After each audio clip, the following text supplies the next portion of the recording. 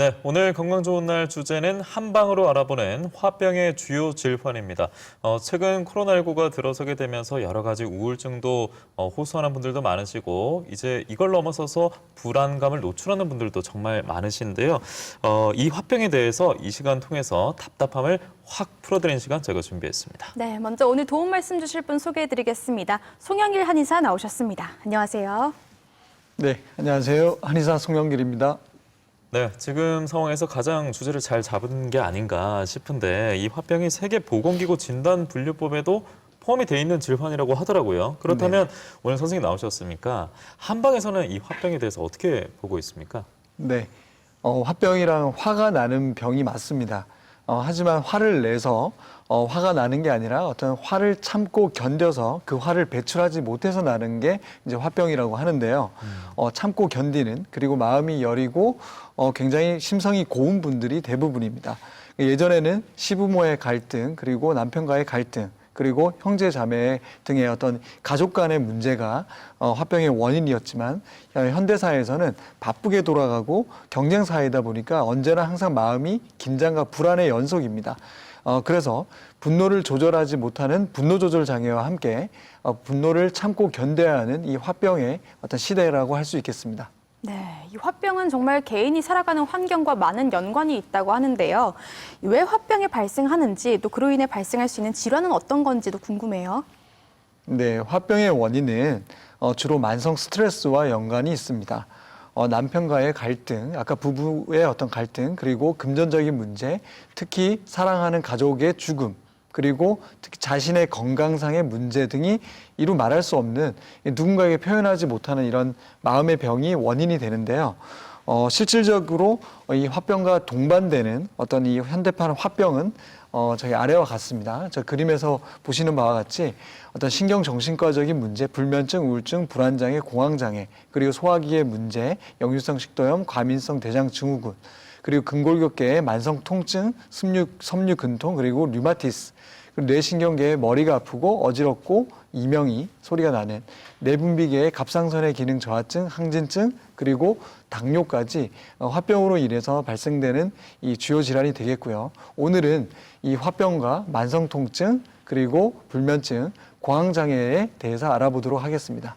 네, 주요 질환도 그렇고 화병의 원인을 살펴보니까 나 스스로도 좀 의심을 하게 되는 그런 경우들이 많았는데 실제로 뭐 속에서 천불이 난다, 우라통이 터진다, 우라가 치밀어 오른다 이런 표현을 많이 하시는데 이럴 때마다 내가 지금 화병을 겪고 있는 것인가 궁금해하는 분들 많으실 것 같거든요. 근데 화병으로 이제 고생하고 있는 분들의 공통적인 증상 같은 게 있을 거잖아요. 네, 일단은 우리가 화병이라고 하면 이 흉곽의 상부에서 나타나는 증상들을 주로 얘기를 합니다. 예. 저 화면에서 보시는 바와 같이 우라가 치밀거나 가슴이 두근거리고 가슴이 답답하고 얼굴에 열이 달아오르고 그리고 잘 놀라면서 머리가 아프고 그러면서 전신 증상인 피로하고 그리고 귀찮고 우울해지고 그리고 신경이 예민하고 굉장히 짜증이 나게 됩니다. 예. 보통 이제 현대를 살아가시는 대부분의 많은 직장인들에게 이런 화병의 증상이 있을 수밖에 없는데요.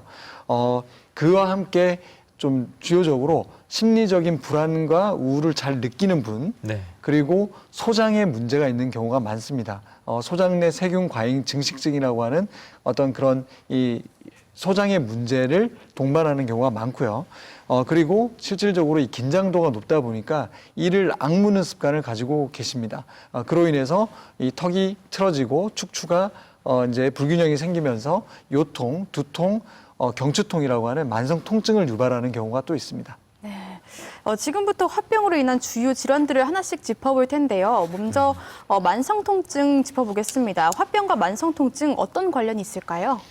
네, 만성 통증은 이 급성 통증과 구별이 됩니다. 급성 통증은 근육이 타박이 되거나 아니면 인대가 늘어지거나 아니면 뼈가 부러졌을 때 어떤 인과관계가 확실한데요.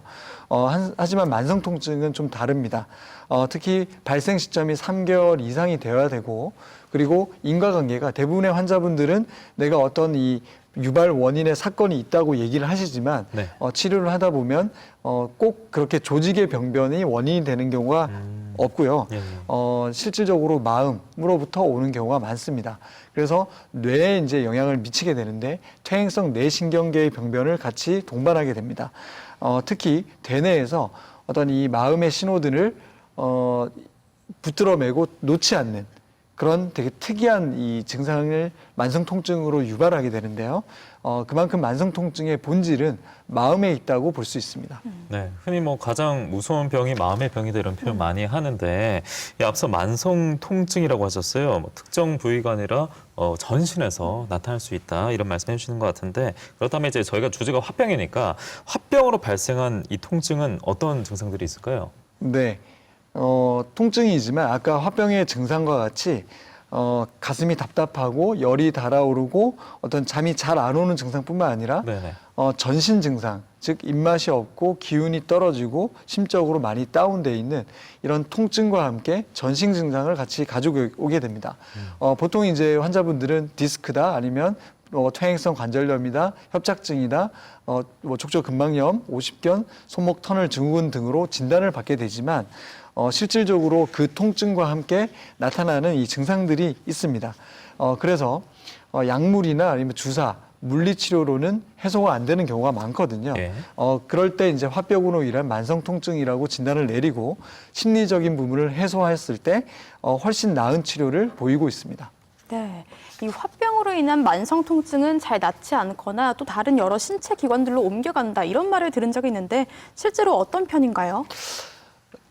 네, 그 만성 통증이 섬유근통이라고 하는 대표적인 질환이 있는데요. 네. 보통 동시다발적인 여러 부위에 동시다발적으로 발생하는 경우에 이제 섬유근통일 가능성이 굉장히 높습니다. 그리고 이제 저의 기준이 있는데 항상 이 관절이나 이 통증 부위가 양측으로 동시에 나타났을 때 그때 이제 화병 또는 심리적인 이유로 인한 경우가 굉장히 많거든요. 그래서 이런 실질적으로 그런 부분들을 잘 따져서 네. 이게 그냥 국소의 문제고 통증을 일으키는 건지 아니면 심리적인 어떤 불안과 분노에 의해서 왔는지를 저희가 구별을 해서 치료를 하게 됩니다. 네. 이렇게 이제 만성 통증에 관해서 치료를 하게 되는데 그 사이에도 이제 증상이 지속될 수밖에 없잖아요. 초반부에는. 맞습니다. 그렇게 되면은 그에 따라서 스트레스도 늘게 될 거고 추가적인 통증이 따를 텐데 특히나 정신적으로 좀 불안한 증세가 동시에 나타나는 경우도 있다고 하더라고요. 맞습니까? 네, 아무래도 여기저기 아프다 보고 그리고 치료를 해도 호전과 악화를 반복하다 보면 처음에는 대수롭지 않게 그냥 뭐 어깨의 병인가 보다, 목의 병인가 보다 해서 넘겼는데 치료를 했는데 치료가 안 됐을 때는 굉장히 그 부분에 대해서 불안하게 되겠죠. 그렇겠네요. 실제로 불안할 수밖에 없거든요. 그러다가 실질적으로 심리적인 위축과 함께 이런 어떤 가동성의 또 문제가 오게 되고 그 기간이 길어지게 되면 마음이 많이 우울해지게 되겠죠. 그래서 어떤 화병으로 인해서 그 통증이 나타나고 심리의 어떤 불안과 우울이 계속 악순환으로 인해서 이렇게 반복되는 형태가 되기 때문에 네네. 이 만성 통증을 제대로 진단하고 치료를 해야 되는 이유입니다. 네, 실제로 살펴보니까요, 이 화병 진단을 받은 사람들 가운데는 스트레스나 화를 푸는 방법을 몰랐다든지 또 화병을 하나의 질병으로 인식하지 못했다는 공통점이 있었다고 합니다.